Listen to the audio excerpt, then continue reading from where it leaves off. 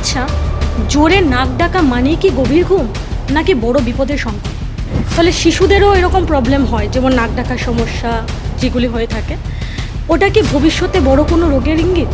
আমাদের দেশে নাক ডাকাটাকে স্বাভাবিকভাবে দেখা হয়, কেন এটা ধরেই নেওয়া হয় যে তার বয়স হয়েছে। আচ্ছা ম্যাডাম, স্লিপ অ্যাপনিয়া কি হঠাৎ মৃত্যুর ঝুঁকি বাড়ায়? স্লিপ অ্যাপনিয়া হঠাৎ সাডেন কার্ডিয়াক ডেথ করতে পারে। ঘুমের মধ্যে শ্বাস বন্ধ হয়ে যাচ্ছে, তাহলে এটা কি অ্যাপনিয়ার, যেটা আপনি বললেন স্লিপ অ্যাপনিয়া, এটার কি বড় লক্ষণ? স্ট্রোকের মাত্রা বেড়ে যেতে পারে বা হার্ট অ্যাটাকের মাত্রা এগুলো বেড়ে যেতে পারে। স্লিপ অ্যাপনিয়া বা নাক ডাকা কারণে কি দাম্পত্য জীবনে কোনো প্রবলেম হতে পারে? তাহলে সব নাক ডাকাই কি স্বাভাবিক, না এটি কোনো রোগের লক্ষণ?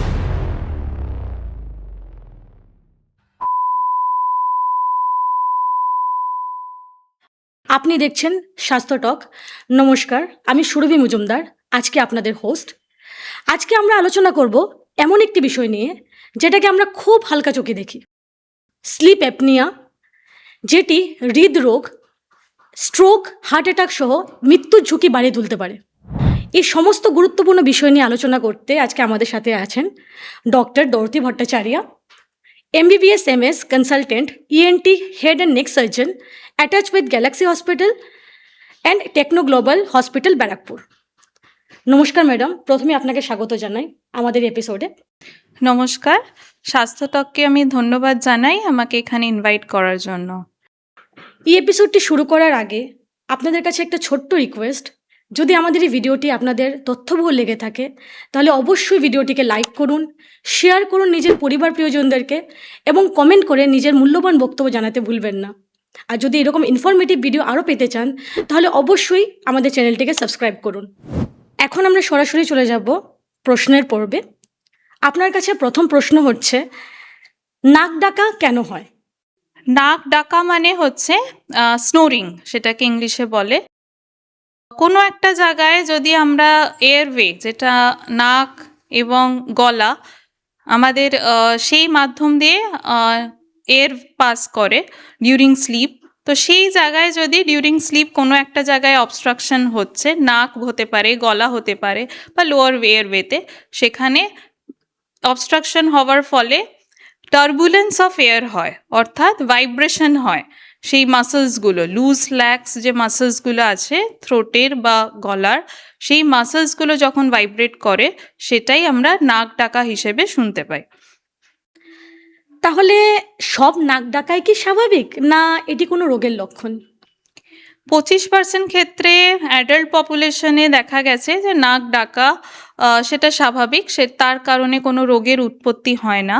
কিন্তু যে মানুষগুলো ধরুন নাক ডাকার ফলে পরের দিন তারা ফিল করেন যে তাদের ঘুম পূর্ণ হচ্ছে না, কমপ্লিট হচ্ছে না, তারা ড্রাউজি ভাব ফিল করছে পরের দিন সকালে, বা ধরে নিন রাতে ঘুমের সময় তার ক্লোজ পরিজনেরা অবজার্ভ করেন যে তারা নাক ডাকতে ডাকতে হঠাৎ করে একটা 10 সেকেন্ডের পজ হয়ে গেল এবং তারপরে তারা উঠে বসে হঠাৎ করে দরদর করে ঘামছেন রাত্রিবেলা, বা ঠিক তাদের শরীরে একটা অস্বস্তি ভাব হচ্ছে, তো সেটা একটা ধরে নিন সেটাকে অ্যাপনিয়া বলা হয়, অবস্ট্রাকটিভ স্লিপ অ্যাপনিয়া। সেটা একটা রোগের পরিমাত্রায় চলে যাচ্ছে, তাহলে সেই ক্ষেত্রে সেই নাক ডাকাগুলো স্বাভাবিক নয়।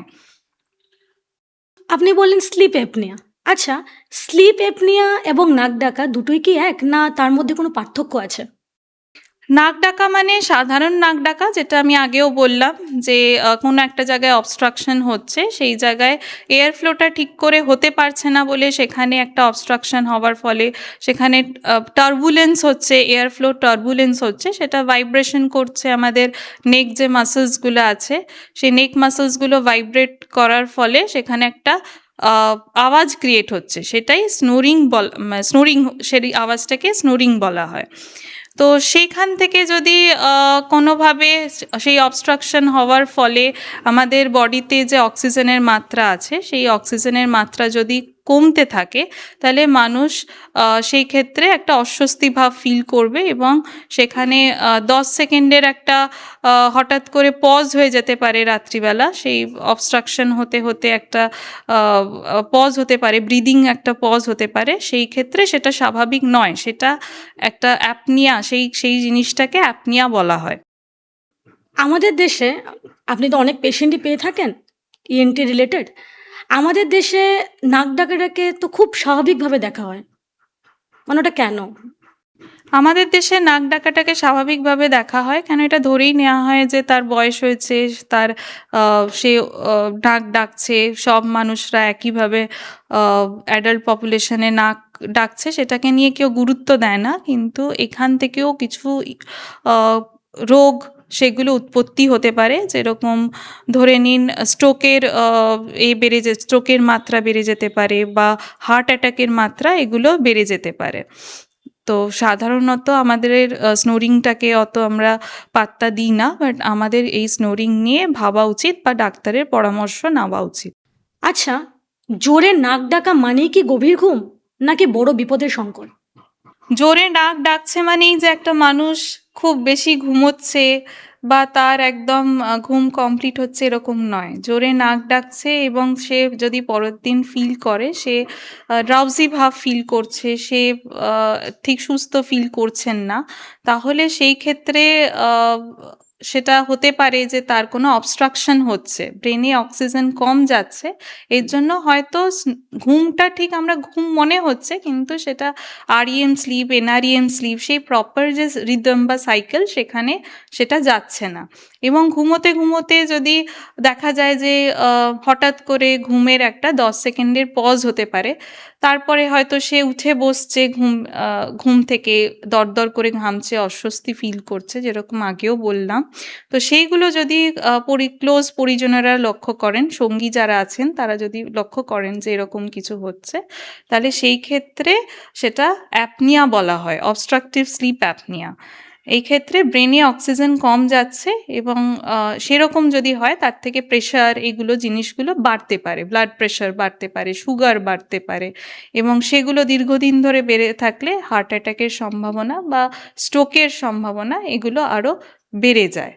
এগুলো ধরে নিন অনেক দিন ধরে থাকলে বাড়বে, কিন্তু ইমিডিয়েটলি যদি কারোর ঘুম কমপ্লিট না হয়, পরের দিন সে যদি ড্রাউজি ফিল করে, তাহলে ইমিডিয়েটলি ধরে নিন পরের দিন সে বাইক চালাচ্ছে বা গাড়ি চালাচ্ছে, 4 চাকা চালাচ্ছে, সেই অ্যাক্সিডেন্টের সম্ভাবনা অনেক বেড়ে যায়। বা ধরে নিন সে একটা কোনো জায়গায় কাজ করে, যেখানে সে কাজ করে সে মেশিন রিলেটেড অ্যাক্সিডেন্ট, বা ধরে নিন আমরা যারা ডক্টরস, তারা যারা শার্প ইনস্ট্রুমেন্ট নিয়ে ওটি করি, সার্জারি করি, সেই জিনিসের সঙ্গে তাদের সংক্রমণ অনেক বেশি বেড়ে যেতে পারে। আচ্ছা। আচ্ছা ম্যাডাম, একটা জিনিস হয় এখন, মানে আপনি অনেক পেশেন্ট পেয়ে থাকবেন যে ঘুমের মধ্যে শ্বাস বন্ধ হয়ে যাচ্ছে। তাহলে এটা কি অ্যাপনিয়ার, যেটা আপনি বললেন স্লিপ অ্যাপনিয়া, এটার কি বড় লক্ষণ? হ্যাঁ, ঘুমের মধ্যে শ্বাস বন্ধ হয়ে যাচ্ছে, সেটা পরিজনেরা লক্ষ্য করে বলছেন যে ঘুমের মধ্যে এটাকেই অ্যাপনিয়া বলা হয়। ডিউরিং স্লিপ একটা পজ হচ্ছে 10 সেকেন্ডের, সেটার নামই হচ্ছে অবস্ট্রাকটিভ স্লিপ অ্যাপনিয়া। আরেকটা জিনিস যেটা আমি প্রথমেই বললাম যে মানে ৮ ঘন্টা ঘুমাচ্ছে কিন্তু ঘুম থেকে উঠে মনে হচ্ছে ক্লান্ত। মানে ওটাও কি অ্যাপনিয়ারই কারণ? মানে ওটাই কি অ্যাপনিয়া?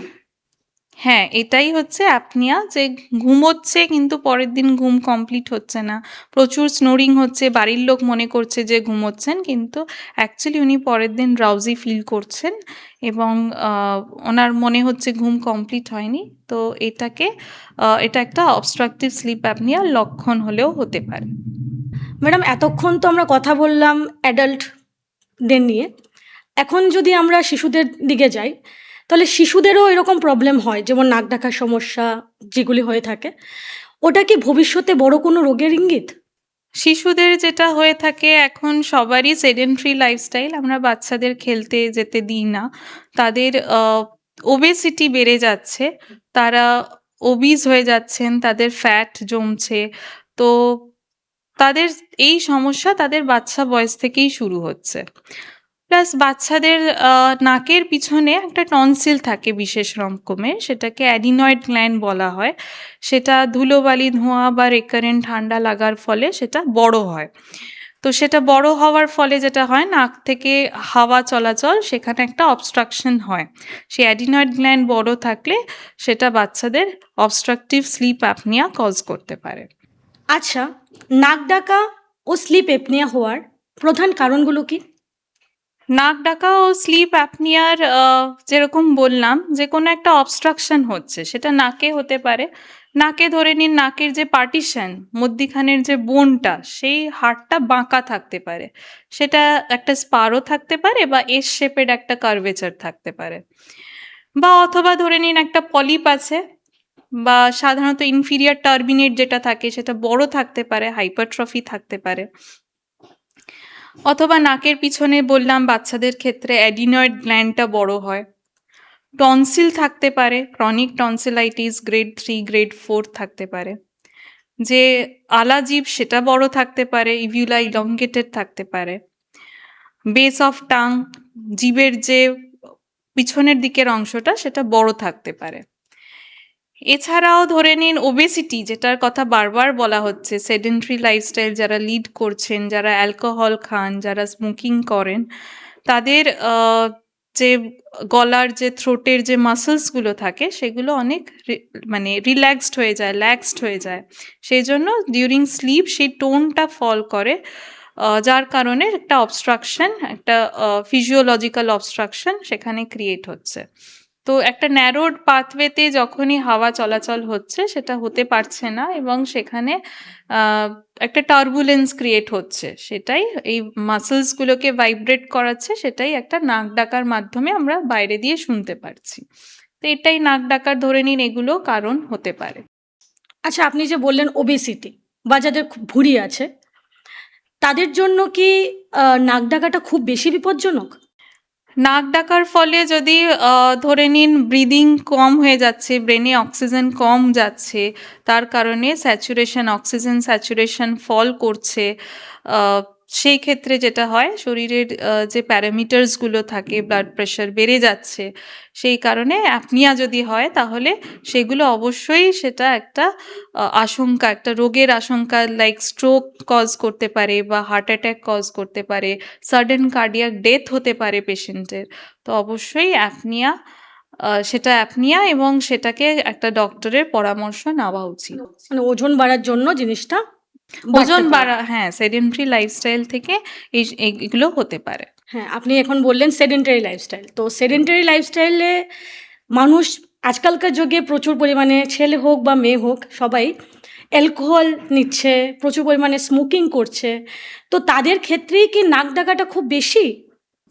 আজকাল অ্যালকোহল তো ধরে নিন 50% ইয়াং পপুলেশনে অ্যালকোহল টিনেজার্স থেকেই শুরু হয়ে যায়। প্লাস স্মোকিংও এখন ছেলে মেয়ে উভয়ে করে থাকে।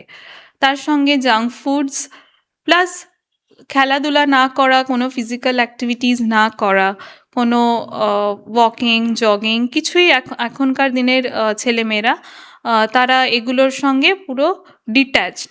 প্লাস তারা অ্যালকোহল কনজিউম করছে, আর স্মোকিং, ধূমপান এগুলো বাড়িয়ে দিয়েছেন। তার ফলে যেটা হয় যে আহ, যে মাসলসগুলো আছে, যে গলার মাসলসগুলো আছে, সেগুলো অনেক বেশি টোনটা ল্যাক্স করছে, এবং সেগুলোর ফলে তাদের সেন্ট্রাল ওবেসিটি বা ধরে নিন সুগার, প্রেশার, থাইরয়েড এগুলো সবই তাদের আস্তে আস্তে বাড়ছে। তো সেই জন্য তাদের নাক ডাকার টেন্ডেন্সি, যেহেতু তারা ওবিস, নাক ডাকার টেন্ডেন্সি যেহেতু আহ, আহ, সেগুলো বেড়ে যাচ্ছে। আচ্ছা, নাক, গলা বা চোয়ালের গঠনগত সমস্যা কি তার জন্য দায়ী কোনোভাবে? হ্যাঁ, চোয়ালের আমাদের ফেসিয়াল ডিফর্মিটি, যেসব মানুষের ফেসিয়াল ডিফর্মিটি থাকে, যে চোয়ালের হাড় সেটা যদি ভেতরের দিকে ঢুকে গিয়ে থাকে, সেটাকে রেট্রোগনেথিয়া বলা হয়। অথবা যে জিভের যে পস্টেরিয়ার পার্টটা সেটা যদি খুব বড় থাকে, তাহলে সেই ক্ষেত্রে সেটা অবস্ট্রাকশন ক্রিয়েট করে, আমাদের এয়ারওয়েতে অবস্ট্রাকশন ক্রিয়েট করে। তো অবশ্যই সেগুলো একটা ইম্পর্ট্যান্ট কারণ অবস্ট্রাকটিভ স্লিপ অ্যাপনিয়ার। আচ্ছা, আমাদের দৈনন্দিন ঘুমের যে ভঙ্গি বা চিৎ করে ঘুমানো যেটা বলে থাকে, তো সেটা আমাদের নাক ডাকার উপর কি প্রভাব ফেলতে পারে বা আমাদের শরীরে কিরকম প্রভাব ফেলতে যাদের পারে? এরকম স্পেসটা কমে গিয়ে থাকে, এই যে কারণগুলো বললাম, তারা যদি চিত হয়ে শোন, তাদের ওই জায়গাটার স্পেসটা আরো কমে গিয়ে থাকে। তাদের যে টাং বেসটা আছে সেটা পিছনের দিকে ফল করে ডিউরিং স্লিপ। তাহলে ওই জায়গাটা আরো কমে যায়, সেটাই আবার একটা এয়ারওয়ে অবস্ট্রাকশনের কারণ হয়ে দাঁড়ায়। কিন্তু যদি আমরা পাশ ফিরে শুই, পাশ ফিরে শুলে এই প্রবলেমটাকে অনেকটাই ওভারকাম করা যেতে পারে। আচ্ছা ম্যাডাম, আমরা অনেকক্ষণ সেডেন্টারি লাইফস্টাইল আপনিও বললেন, আমি অনেকবার কোয়েশ্চেন করলাম। তাহলে সেডেন্টারি লাইফস্টাইল বলতে কি আসছে? মানে কোন ফ্যাক্টর সেডেন্টারি লাইফস্টাইলকে ডিফাইন করছে? সেডেন্টারি লাইফস্টাইল মানে যারা কোনো পরিশ্রম করেন না।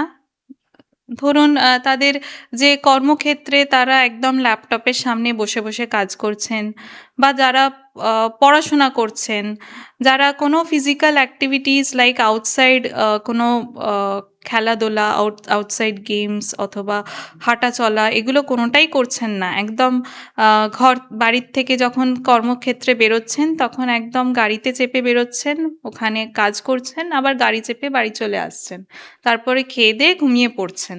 এটা পুরোটাই হচ্ছে সেডেন্টারি লাইফস্টাইল। তো যারা এরকম সেডেন্টারি লাইফস্টাইল, যাদের প্রফেশন এরকম, তাদেরকে আমি রিকোয়েস্ট করব তারা যেন অ্যাটলিস্ট কোনো একটা ফিজিক্যাল অ্যাক্টিভিটি, রেগুলার ওয়াকিং বলতে পারেন 40 মিনিট, বা কোনো একটা আউটসাইড গেম হতে পারে, সেগুলোর সঙ্গে যাতে তারা যুক্ত হন, যাতে এই ওবেসিটি বা মোটা হয়ে যাওয়া, এই জিনিসটাকে তারা অ্যাভয়েড করতে পারেন। লাইফস্টাইল মডিফিকেশন করলে আমরা সুগার, প্রেশার, থাইরয়েড এইগুলোকে অনেকটা অ্যাভয়েড করতে পারি, এবং তার থেকে ভবিষ্যতে যে রিস্ক আছে কার্ডিওভাস্কুলার ডিজিজেস, হার্ট অ্যাটাক বা স্ট্রোক, এগুলোর মাত্রা অনেকটাই কমতে পারে। আমরা কখন বুঝবো যে একজন নাকডাকা রুগীর স্লিপ স্টাডি করা খুব জরুরি? একজন নাক ডাকা রুগী যদি রাত্রিবেলা তার মনে হচ্ছে, হঠাৎ করে পরিজনেরা বলছেন, হঠাৎ করে সে অস্বস্তি বোধ ফিল করছেন, উঠে বসে পড়ছেন, ঘামছেন, বা একটা ব্রিদিংয়ে 10 সেকেন্ডের জন্য একটা পজ হয়ে যাচ্ছে, হঠাৎ করে সে নাক ডাকতে ডাকতে বন্ধ করে দিচ্ছেন নাক ডাকাটা, এবং তার কোনো ব্রিদিং হচ্ছে না, সে অস্বস্তি বোধ ফিল করছে, তাহলে একটা সেরকম রুগীর একটা স্লিপ স্টাডি করা খুব প্রয়োজন। আমাদের দর্শকরাও অনেকেই জানেন না স্লিপ স্টাডি জিনিসটা কি? এটি কখন করা হয়? স্লিপ স্টাডি ডিউরিং স্লিপ করা হয়। স্লিপ স্টাডি করতে গেলে অবশ্যই একটা পরিকাঠামো লাগে, সেটা একটা অপারেশন থিয়েটার বলতে পারেন। তাতে আর্টিফিশিয়ালি আমরা ঘুমের ওষুধের মাধ্যমে অ্যানেস্থেসিওলজিস্টের প্রেজেন্সে বা কার্ডিওলজিস্টের প্রেজেন্সে সেখানে আমরা পেশেন্টকে ঘুম পাড়িয়ে তার পুরো স্লিপটাকে স্টাডি করি, তার প্যারামিটার্স, বিভিন্ন প্যারামিটার স্টাডি করা হয়। সেটা তার অক্সিজেন স্যাচুরেশন বলতে পারেন, বা তার ব্লাড প্রেশার বলতে পারেন, তার স্লিপের প্যাটার্ন বলতে পারেন। তো এই সব কিছু স্টাডি করা হয়, এবং তার সঙ্গে এন্ডোস্কোপিও করা যেতে পারে, নাকের এন্ডোস্কোপি। সেটা করে দেখা যেতে পারে যে নাক এবং গলার কোনো স্পেসিফিক জায়গায় সেখানে অবস্ট্রাকশন হচ্ছে কিনা ডিউরিং স্লিপ। ডিউরিং যদি আমরা অওয়েক স্টেটে আমরা এন্ডোস্কোপি করি, তখন আমরা অনেক সময় ডিউরিং স্লিপ তো আমাদের মাসেলসগুলো আরও ফল করে, তো অ্যাকচুয়াল আমরা কারেক্ট এটা পাই না যে কোন জায়গায় অবস্ট্রাকশন হচ্ছে। তো ডিউরিং স্লিপ করলে যেহেতু মাসেল টোনটা তখন ল্যাক্সড অবস্থায় আমরা পাচ্ছি, কোন অ্যাকচুয়াল জায়গায় সেখানে প্রবলেম হচ্ছে সেটা আমরা বুঝতে পারছি। সেটাকে drug induce sleep endoscopy study বলা হয়। তাহলে স্লিপ স্টাডির জন্য আমাদের হসপিটাল যাওয়া জরুরি। আমরা ঘরে বসে স্লিপ স্টাডি করতে না, পারবো না। পলিসomnography বা ড্রাগ ইনডিউস স্লিপ এন্ডোস্কোপি, এই দুটোই স্টাডি আপনার ডিউরিং স্লিপ করা হয়। ডিউরিং স্লিপ করলে আমরা অ্যাকচুয়াল মেজারমেন্টটা পাবো, এবং এটা যেহেতু আর্টিফিশিয়ালি ঘুমের মাধ্যমে করা হয়, তো সেটাতে ওটি সেটআপে অপারেশন থিয়েটারে অ্যানেস্থেটিস্টের প্রেজেন্সে করতে হবে। তো সেই জন্য এটার জন্য হসপিটালে আপনাকে গিয়েই টেস্টটা করাতে হবে। অনেকে লজ্জা বা ভয়ে হসপিটালে যেতে চান না, চিকিৎসা করাতে চান না। তাদের জন্য আপনি কি বলবেন? নাক ডাকা নিয়ে সবাই অনেক হাসাহাসি করে। এটা একটা সোশ্যাল স্টিগমা হিসেবে, কেউ যখন নাক ডাকে তখন আমরা তার উপর হাসি। তার যে কষ্ট বা তার সেটার থেকে কোনো একটা রোগ হতে পারে, তার এত কার্ডিওভাস্কুলার ডিজিজের বা স্ট্রোকের সম্ভাবনা বেড়ে যাচ্ছে, সেগুলো আমরা বুঝি না। তো আমি সবার কাছে এটাই বলতে চাইবো যে যদি স্নোরিং হয় এবং তার ফলে যদি তার কোনো ব্রিদিং স্টপ হয়ে যাচ্ছে বা সেই ইন্ডিভিজুয়ালের মনে হচ্ছে যে আমি পরের দিন ফ্রেশ ফিল করছি না, আমার স্নোরিংয়ের জন্য আমার সমস্যা হচ্ছে, ঘুম ঠিক করে হচ্ছে না, তাহলে অবশ্যই ডাক্তারের পরামর্শ নেওয়া উচিত। এটা কোনো সোশ্যাল স্টিগমা নয়, এটা কিউরেবল যদি আপনি ঠিক করে ঠিক সময়ে চিকিৎসা করান। যদি এরকম সমস্যা দেখা দেয় তাহলে অবশ্যই ডক্টরের কাছে যান, দেখান। স্লিপ এপনিয়ার ক্ষেত্রে সিপাপ মেশিন কতটা গুরুত্বপূর্ণ বা কার্যকর? সিপ্যাপ মেশিন দিয়ে পজিটিভ এয়ারওয়ে প্রেশার দেওয়া হয়। তার কারণে প্রেশার দিয়ে যে কোল্যাপসড এয়ারওয়েটা আছে, যে এয়ারওয়েটা ন্যারোড হয়ে যাচ্ছে, সেটাকে ডিউরিং স্লিপ সেটাকে প্রেশারের মাধ্যমে ওপেন রাখার করা হয়, যাতে অক্সিজেন স্যাচুরেশন ফল না করে। তো সিপ্যাপ মেশিন যদি নাকের কোনো প্যাথোলজি না থাকে বা কোনো মেকানিক্যাল ব্যারিয়ার, যেরকম বললাম যে টাঙের পস্টেরিয়র পার্ট বড় হওয়া বা নাক ডেভিয়েশন হওয়া বা পলিপ থাকা, এগুলো কারেকশন করার পরেও যদি স্নোরিং হচ্ছে, তাহলে সেটা ইনিশিয়াল স্টেজে সিপ্যাপ মেশিন দিয়ে কোল্যাপসড পার্টটাকে প্রেশারের মাধ্যম দিয়ে ওপেন রাখার চেষ্টা করা যেতে পারে। সিপাপ মেশিন ছাড়াও অন্য কোনো বিকল্প কিছু আছে? সিপ্যাপ মেশিন ছাড়া, সিপ্যাপ মেশিন দেওয়ার পরেও যদি এটা কার্যকর না হয়, তখন আমরা এটার সার্জারির দিকে আমরা পেশেন্টকে সাজেস্ট করে থাকি। সার্জারি বলতে যে ল্যাক্সড মাসলসগুলো আছে, যে মাসল টোন যেই পার্টটা ল্যাক্স করছে, যে বাল্কি মাসল আছে পস্টেরিয়র ফ্যারিঞ্জিয়াল বলে, সেই মাসলসের অপারেশন করা হয়। অপারেশনের নাম উইভিলোপ্যালাটোপ্লাস্টি। সেটা এখন মডার্ন টেকনিকে লেজারের মাধ্যমে করা হচ্ছে। তো সেই সার্জারি এখন করা যেতে পারে, যাতে ওই অবস্ট্রাক্টেড পাথওয়েটাকে রিমুভ করে যাতে ন্যাচারাল ফ্লো অফ এয়ারটা দেওয়া যেতে পারে। আপনি একটু আগে বলেছিলেন যে ওজন কমাতে হবে বা হ্যাঁ, হ্যাঁ, ইনিশিয়াল স্টেজে পেশেন্টকে আমরা সাজেস্ট করি অবশ্যই যে আপনি ওজন কমান, অ্যাটলিস্ট 10 কেজি আমরা বলি ইন 6 মান্থ ডিউরেশন। সেটা আপনি ফিজিক্যাল অ্যাক্টিভিটি বাড়িয়ে বা ডায়েটারি মডিফিকেশনস করে, খুব সুইট প্রোডাক্টস বা হাই গ্লাইসেমিক ইন্ডেক্স ফুড সেগুলোকে আমরা রেস্ট্রিক্ট করি পেশেন্টকে, এবং সেগুলো করে প্লাস ফিজিক্যাল অ্যাক্টিভিটি বাড়িয়ে বা অ্যালকোহল উইথড্র করে, স্মোকিং বন্ধ করে বা পশ্চারাল চেঞ্জেস, পশ্চার চেঞ্জ করে, আমরা যে মানুষ চিত হয়ে শুনছেন তাকে আমরা সাইডওয়েজ ফিরে শোয়ার পরামর্শ দিয়ে থাকি। এগুলো করে আর কি যদি না হয়, তখন আমরা অপারেশনের দিকে পেশেন্টকে সাজেস্ট করি। হ্যাঁ, এই ওজন কমানো বা ব্যায়াম করা এগুলো ওটা ইনিশিয়াল স্টেজে, এগুলো ওকে, অবশ্যই প্রথমত দরকার পেশেন্ট সবার এলে জন্য। আমরা কিছু করার আগে আমরা বলি ওয়েট রিডাকশন হচ্ছে মেন, ওয়েট রিডিউস করুন, সেন্ট্রাল ওবেসিটি কমান, তারপরে আমরা পেশেন্টকে এগুলো সাজেস্ট করে থাকি। তো মানে এগুলির পরে আসছে সার্জারি। তাহলে সার্জারি কি সবার ক্ষেত্রে না, ইম্পর্টেন্ট? সার্জারি যাদের যাদের ওয়েট রিডাকশনের পরেও বা সিপ্যাপ মেশিন ইউজ করার পরেও যাদের কারেকশন হচ্ছে না, তাদের ক্ষেত্রে আমরা সার্জারির পরামর্শ দিয়ে থাকি। তো প্রথমে ওজন কমানো বা ওদের সেডেন্টারি লাইফস্টাইল যেটা আপনি বললেন সেটা মডিফাই করা দরকার। তারপরে আসছে আমরা মেডিকেশন। লাইফস্টাইল মডিফিকেশন করা, ডায়েটারি রেগুলেশনস করা, ফিজিক্যাল অ্যাক্টিভিটি বাড়ানো, পশ্চারাল চেঞ্জেস করা, টাং প্রোট্রুশন এক্সারসাইজেস করা যেতে পারে, বা কারুর যদি ফেশিয়াল ডিফর্মিটি থাকে তার ম্যান্ডিবুলার অ্যাডভান্সমেন্ট প্রসেসেস দেয়া যেতে পারে সার্জারির মাধ্যমে, যাতে সেই যে চোয়ালের হাড় যেটা পিছনের দিকে শিফটেড আছে সেটাকে যাতে সামনের দিকে এগিয়ে যাতে অক্সিজেন ফ্লোটা বাড়ানো যায় তার চেষ্টা করা যেতে পারে। তারপরেও যদি কার্যকর না হয়, তখন আমরা অপারেশনের দিকে পেশেন্টকে সাজেস্ট করি। সার্জারি হচ্ছে লাস্ট অপশন। সার্জারি হচ্ছে last option. Okay, thank you. আচ্ছা ম্যাডাম, স্লিপ এপনিয়া কি হঠাৎ মৃত্যুর ঝুঁকি বাড়ায়? স্লিপ অ্যাপনিয়া হঠাৎ সাডেন কার্ডিয়াক ডেথ করতে পারে, অক্সিজেন কম যাওয়ার ফলে আমাদের ব্রেনের অক্সিজেন স্যাচুরেশন ফল করতে পারে, এবং যে প্যারামিটার্সগুলো আছে ব্লাড প্রেশার সাডেনলি র্যাপিডলি বেড়ে যেতে পারে, তার ফলে যে হার্টের যে গতি আছে, ফিব্রিলেশন, আর্ট্রিয়াল ফিব্রিলেশন হতে পারে, ভেন্ট্রিকুলার ফিব্রিলেশন হতে পারে, এবং ফলে অ্যারিদমিয়া হওয়ার কারণে সাডেন কার্ডিয়াক ডেথ হলেও হতে পারে পেশেন্টের।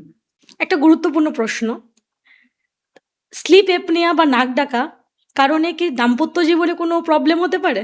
অবশ্যই একটা যদি আওয়াজ আমাদের ঘুমের সময় সবসময় মেশিনের মতো চলতে থাকে পাশে, তাহলে সেই ক্ষেত্রে ঘুম ঠিক করে হবে না স্পাউসের।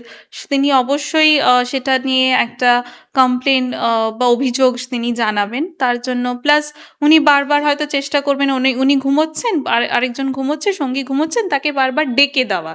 এটার থেকে একটা ঘুমের সময় কেউ যদি কারোকে ডাকতে থাকে রেকারেন্ট, তাহলে সেটা ঘুমটা কমপ্লিট হবে না দুজনের মধ্যে, সেটা নিয়ে একটা আহ, আহ, বিদ্রোহ বা একটা মতভেদ হবে। তো এটাই স্বাভাবিক। তো এটা একটা আওয়াজ, সেটা তিনি নাও সেটাকে সেটা টলারেট করতে পারেন, তা কারোর ঘুম পাতলা হতেই পারে, তো সেটার জন্য সেটা যদি ডিস্টার্বিং হয় তিনি সেটার জন্য কমপ্লেন করতে পারেন। অনেকেই আছে সাউন্ডে ঘুমাতে পারে না। অবশ্যই। নাক ডাকা কমাতে ঘুমের আগে কি কি করতে পারে যাদের নাক ডাকার সমস্যা? নাক ডাকার আগে ফোনের স্ক্রিন টাইম কমাতে পারেন, বা যারা স্মোকিং করেন সেটাকে পুরোপুরি স্মোকিংটাকে বন্ধ রাখতে হবে, অ্যালকোহল ইনটেকটাকে বন্ধ রাখতে হবে। নেক মাসলস যাতে ফ্ল্যাসিড না হয় তার জন্য নেক এক্সারসাইজেস করতে হবে, টাং প্রোট্রুশন এক্সারসাইজেস করতে হবে, জিভ বার করে চেষ্টা করতে হবে থুতনিতে ঠেকানো বা নাকের দিকে ঠেকানো, যাতে পস্টেরিয়র পার্ট যেটা ল্যাক্স হয়ে গেছে সেটা যাতে সেই টোনটা আবার গেইন হয়। আজকালকার মানে সময় আমরা খুবই বেশি দেখতে পাই যে মোবাইলের স্ক্রিন টাইম প্রচুর পরিমাণে লোকে ফোন ইউজ করছে বা দেরি করে ঘুমাচ্ছে। এটা আমাদের শরীরে কি কি ক্ষতি করতে পারে? এখন ফোন একটা part and parcel of life. ফোনের মাধ্যমে বাচ্চারা পড়াশোনাও করছে, ফোন দিয়ে ইম্পর্ট্যান্ট কাজ হচ্ছে। আজকাল ইন্টারনেট ছাড়া কোনো কাজই সম্ভব নয়। সেই ক্ষেত্রে ফোনটাকে দূরে রাখা অনেক ক্ষেত্রেই পসিবল হয় না, কিন্তু এটা রিকোয়েস্ট করা যেতে পারে যে অ্যাটলিস্ট ঘুমানোর 1 ঘন্টা আগে ফোনের যে ব্লু লাইট সেটাকে অ্যাভয়েড করা যেতে পারে। ফোনের যে স্ক্রিন টাইম ডিউরেশন সেটাকে আমরা লিমিট করতে পারি, যে সবসময় যারা ফোন ব্যবহার করে তারা যেন খালি তাদের যখন দরকার, সেটা 3 ঘন্টা হতে পারে, 4 ঘন্টা হতে পারে, 5 ঘন্টা হতে পারে, সেটাকে লিমিট করা উচিত। বাচ্চাদের ক্ষেত্রেও সেই ফোনের যে স্ক্রিন টাইম সেটাকে লিমিট করা উচিত। আচ্ছা, ভালো ঘুমের জন্য সবথেকে বেশি ইম্পর্ট্যান্ট বা গুরুত্বপূর্ণ অভ্যাস কী হতে পারে আপনার মতে? ভালো ঘুমের জন্য আমাদেরকে স্ক্রিন টাইম কমাতে হবে, অ্যাটলিস্ট 1 ঘন্টা আগে ফোনের স্ক্রিন বন্ধ করতে হবে। আর একটা ফিজিক্যাল অ্যাক্টিভিটির মধ্যে, সেটা দৌড়ঝাঁপ হতে পারে বা কোনো একটা আউটডোর প্লে হতে পারে, খেলার মাধ্যমে আমরা সেটাকে ধরে নিন 0.5 ঘন্টার থেকে 1 ঘন্টা সেটা করে আমরা তাহলে ভালো ঘুমের মানে একটা অভ্যাস ডেভেলপ করতে পারি। মানে ফিজিক্যাল অ্যাক্টিভিটিটাকে আরও বাড়াতে হবে, হ্যাঁ। তাই তো? সবশেষে এটাই জানতে চাইছি যে দীর্ঘদিন ধরে যারা নাক ডাকার সমস্যাটাকে উপেক্ষা করে আসছেন, তাদের জন্য আপনি কি বার্তা বা পরামর্শ দিতে চাইছেন? যারা দীর্ঘদিন ধরে এই নাক ডাকার সমস্যায় ভুগছেন এবং সেটাকে আহ, কারুকে দেখাচ্ছেন না, সেটার পরামর্শ নিচ্ছেন না, যদি আপনাদের নাক ডাকার ফলে পরের দিনে মনে হয় যে আপনার রাউজি ফিল করছেন, বা নাক ডাকার ফলে আপনার মনে হচ্ছে রাত্রিবেলার দিকে কিছু ডিস্ট্রেস হচ্ছে বা একটা অসুবিধা বোধ ফিল করছেন, ঘুম প্রপারলি হচ্ছে না, তাদেরকে আমি এটাই সাজেস্ট করব যে আপনারা ডাক্তার দেখান, ইএনটি ডক্টর দেখাতে পারেন তার জন্য। এবং আমি এটাই সব শেষে এটাই বলতে চাই যে treating sleep apnea doesn't treat your sleep as well but protects your heart, এটা বলে আমি কনক্লুড করতে চাইছি। Thank you. আজকের আলোচনা থেকে আমরা জানলাম নাক ডাকা শুধুমাত্র একটি বিরক্তিকর শব্দ নয়, এটি শরীরে একটি বড় বিপদের সংকেত। আপনার পরিবার বা প্রিয়জনদের মধ্যে কেউ যদি এই সমস্যায় ভুগছেন, বা রাতে ঠিক করে ঘুমোতে পারছেন না, বা সকালে ঘুম থেকে উঠে ঝিমুনি লাগছে, তাহলে অবশ্যই নিকটবর্তী চিকিৎসকের কাছে যান এবং চিকিৎসা করান। এই ভিডিওটি যদি আপনাদের ইনফরমেটিভ লেগে থাকে তাহলে ভিডিওটিকে লাইক করুন, শেয়ার করুন নিজের পরিবার প্রিয়জনদেরকে, এবং কমেন্ট করে আপনাদের মূল্যবান বক্তব্য আমাদের কাছে রাখুন। আর আমাদের ভিডিওটি যদি আপনাদের তথ্যবহুল লেগে থাকে তাহলে অবশ্যই আমাদের চ্যানেলটিকে সাবস্ক্রাইব করুন